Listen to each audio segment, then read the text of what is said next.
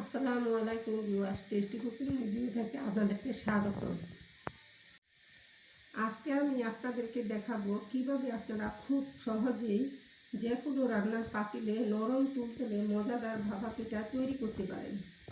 আর এইভাবে ভাপা পিঠাটি তৈরি করলে তা দীর্ঘক্ষণ নরম তুলতুলে থাকবে। চলুন দেখে নিই কীভাবে তৈরি করতে হয়। ভাপা পিঠা তৈরির জন্য আমি এখানে 250 গ্রাম সিদ্ধ চালের গুঁড়ি নিয়েছি এবং 250 গ্রাম আতপ চালের গুঁড়ি নিয়েছি। আমি এখানে দু ধরনের চালের গুঁড়ি নিয়েছি যাতে করে ভাপা পিঠাগুলো দীর্ঘক্ষণ নরম থাকে। না হলে দেখা যায় ভাপা পিঠা বানানোর পর অল্প কিছুক্ষণ রাখলেই পিঠাগুলো শক্ত হয়ে যায়। এখন আমি এখানে স্বাদ মতো লবণ দিয়ে দিচ্ছি। লবণটা আমি ভালোভাবে এভাবে হাত দিয়ে মিশিয়ে নিব। এখন আমি এখানে হালকা কুসুম গরম পানি অল্প অল্প করে দিয়ে ভাপা পিঠার জন্য রেডি করব। একবারে পানিটা দিব না, অল্প অল্প করে পানি দিতে হবে।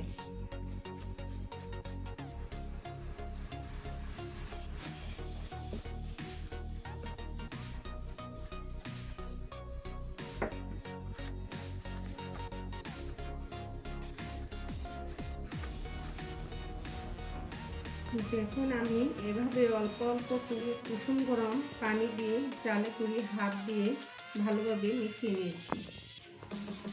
যখন দেখবেন চালের গুঁড়ি হাত দিয়ে এভাবে মুঠো করে ছেড়ে দিলে ভেঙে যাচ্ছে না, তখন বুঝবেন চালের গুঁড়িটি রেডি হয়ে গিয়েছে। আর পানি মেশানোর কোনো প্রয়োজন নেই। এভাবে আমি 30 মিনিট ঢেকে রেখে দিব। এখন আমি একটি চালনি দিয়ে চালের গুঁড়িগুলি চেলে নিব ভালোভাবে।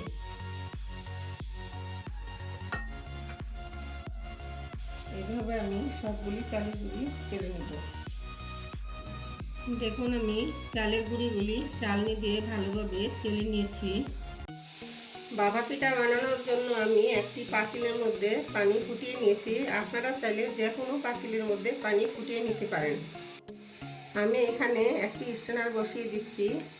আপনারা চাইলে যে কোনো চালন ব্যবহার করে ভাপা পিঠা তৈরি করতে পারেন। দেখুন আমি এরকম একটি বাটি দিয়েছি, সামান্য উঁচু যেন ধরতে সুবিধা হয়, এই জন্য আপনারা যে কোনো টাইপের এরকম বাটি ইউজ করতে পারেন। বাটির মধ্যে প্রথমে কিছু চালের গুঁড়ি নিয়ে নিচ্ছি।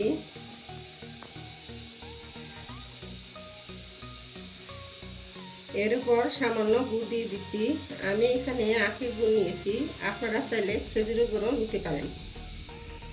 এর উপর সামান্য নারকেল কোড়ানো দিয়ে দিচ্ছি। নারকেল আর গুড়ের পরিমাণটা যত বেশি হবে ততই টেস্ট হবে। এর উপর আমি চালের গুঁড়ি দিয়ে চেপে দিচ্ছি। হালকা করে চেপে দিব, একদম চেপে চেপে দিব না। আমি একটি পাতলা কাপড় পানি দিয়ে ধুয়ে চিপে নিয়েছি। এখন আমি বাটিটি ভালোভাবে মুড়িয়ে দিব। দেখুন এইভাবে আমি মুড়িয়ে নিব। এখন আমি বাটিটি স্ট্যান্ডারের উপরে দিয়ে দিব আলতো করে। দেখুন এইভাবে আমি বাটিটি খুলে নিব। খুলে কাপড় দিয়ে আবার এভাবে ঢেকে দিব। এখন আমি একটি ঢাকনা দিয়ে এভাবে ঢেকে রাখবো 2 মিনিটের জন্য।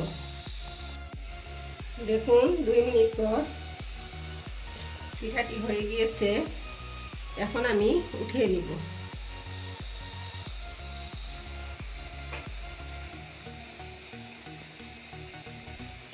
দেখুন পিঠাটি কত সুন্দর হয়ে গিয়েছে। এভাবে আমি সবকটি পিঠা বানিয়ে নিব। তৈরি হয়ে গেল মজাদার নরম তুলতুলে ভাপা পিঠা। দেখুন পিঠাটি কতটা সফট হয়েছে। আমি আপনাদেরকে ভেঙে দেখাচ্ছি। দেখুন কতটা সফট হয়েছে, নারকেলগুলিও বের হয়ে আসছে। দেখুন কিভাবে, দেখলেন তো কত সহজেই যে কোনো রান্নার পাতিলে আপনারা খুবই মজাদার ভাপা পিঠাটি তৈরি করতে পারেন। এভাবে ভাপা পিঠা তৈরি করলে পিঠাগুলো দীর্ঘক্ষণ নরম তুলতুলে থাকবে আর ভাপা পিঠাগুলো একদম পারফেক্ট হবে। প্রিয় দর্শক, আমার আজকের রেসিপিটি থেকে আপনারা যদি সামান্যতম উপকৃত হয়ে থাকেন তাহলে আমার প্রচেষ্টা সার্থক হয়েছে মনে করবেন।